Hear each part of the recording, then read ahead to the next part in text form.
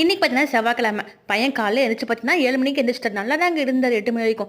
திடீர்னு பார்த்தீங்கன்னா எனக்கு வந்து நார்மல் பிரியாணி வேணும்னு கேட்டார். நார்மல் பிரியாணி வேணுமா அப்படிங்கிறதுக்கு கறி போட்டுறங்கிறதுக்கு இல்லை கறிலாம் இல்லாமல் காய் இல்லாமல் எதுவும் இல்லாமல் ஆனால் பிரியாணி டேஸ்ட்டில் பிரியாணி வேணும்னு சொன்னாங்க. என்ன சாமி 8 மணி சொன்னால் எப்படி செஞ்சு தரது அப்படின்னு சொல்லிட்டு இன்னைக்கு வந்து நான் பீக்கங்காய் பச்சி தான் வந்து கடைஞ்சா அதை எடுத்து போக சொன்னால் காலை அழுகாச்சுங்க.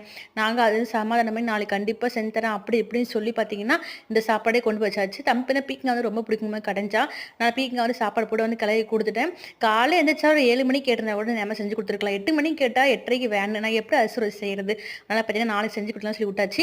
நீங்கள் மார்னிங் பார்த்தீங்கன்னா எங்கள் வீட்டில் சுட சுட சாப்பாடு பீக்கங்காய் வந்து பச்சி தான். தம்பி ஸ்நாக்ஸ் பார்த்தீங்கன்னா அந்த பிஸ்கெட் வேணும்னாங்க. அது ஒரு 4 பிஸ்கெட் போட்டு கொடுத்துட்டு அப்போ தான் சாப்பாடு கடிச்சிக்கு எதாவது கொடுக்கணும். அதுக்கு பார்த்தீங்கன்னா குடலை வந்து பிடிச்சி கொடுக்கலாம் சொல்லி விட்டாச்சு. நீங்கள் மார்னிங் பார்த்தீங்கன்னா எங்கள் ரொட்டீன் இப்படி தான் வந்து போச்சு. இன்னும் பார்த்தீங்கன்னா தம்பி அமைச்சிட்டு வீட்டு வேலை இருக்குது அதெல்லாம் செஞ்சு முடிக்கணும்.